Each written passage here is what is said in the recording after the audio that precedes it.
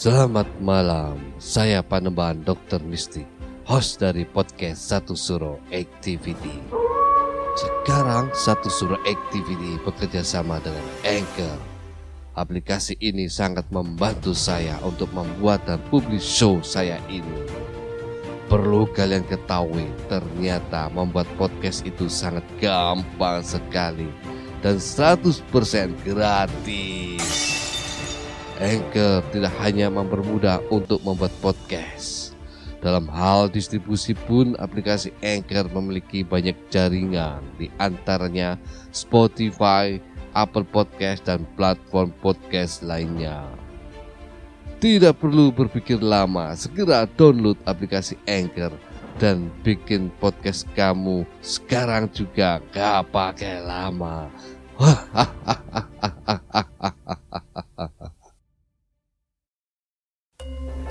Hari ini Anda mendengarkan podcast Satu Suro bersama Mistik.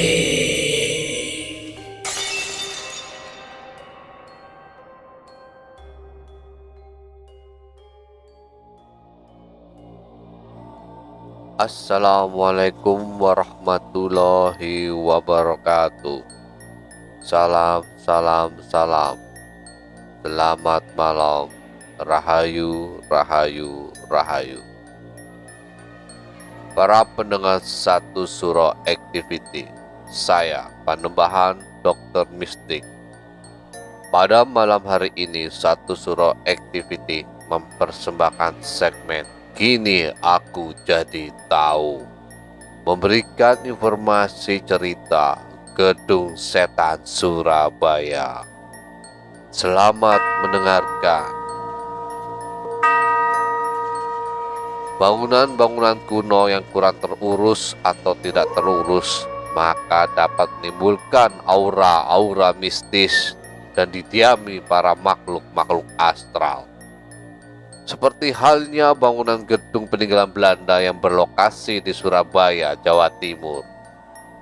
Bagi warga Surabaya, siapa yang tidak tahu dengan Gedung Setan?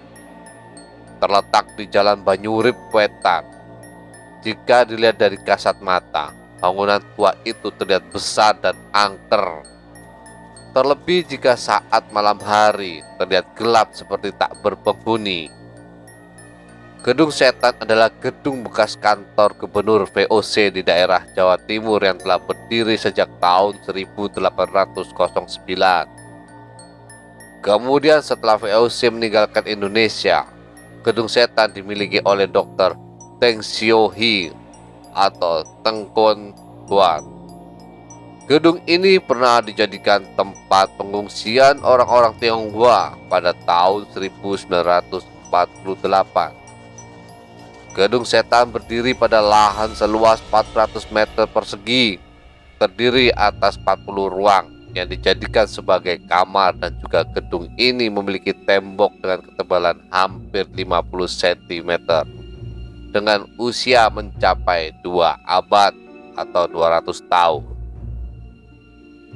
Gedung Setan termasuk dalam kategori bangunan cagar budaya, namun tidak dapat direhabilitasi pemerintah kota Surabaya karena pernah menjadi milik pribadi. Sejarah perolehan nama gedung tersebut menjadi Gedung Setan berawal dari area di sekitar gedung bekas kantor gubernur VOC tersebut yang dijadikan tempat pemakaman Tionghoa, dan gedungnya dipakai untuk tempat sembahyang bagi keluarga orang-orang yang dimakamkan di area tersebut. Karena area pemakaman Tionghoa yang ada di sana cukup luas dan gedung itu adalah satu-satunya gedung yang ada di daerah tersebut, sehingga masyarakat beranggapan bahwa gedung tersebut adalah gedungnya setan. Diperkuat dari pendapat warga penghuni Gedung Setan, Warga menyebut bangunan ini sebagai Gedung Setan. Pasalnya lokasi gedung yang usianya sudah sekitar 200 tahun berada di tengah area pemakaman Tionghoa. Gedung Setan ini ditinggali oleh warga yang memiliki garis keturunan dari penghuni asli. Meskipun keluarga dari pemilik bangunan sendiri tidak tinggal di sana. Suasana mistis rupanya memang benar masih ada, menurut Tek Hai selaku ketua RT Gedung Setan. Tempat yang menyeramkan ada di belakang dan di tangga menuju lantai 2. Bahkan beberapa orang yang memiliki kemampuan melihat makhluk gaib mengatakan memang ada makhluk astral di bangunan itu. Kalau dibilang angker ya ada, karena gelap. Dulu gak ada listrik dan bangunan lama. Kalau sekarang terang, sebagian orang yang ngerti hal-hal supranatural mengatakan ada. Tapi penghuni di sini nggak pernah diganggu.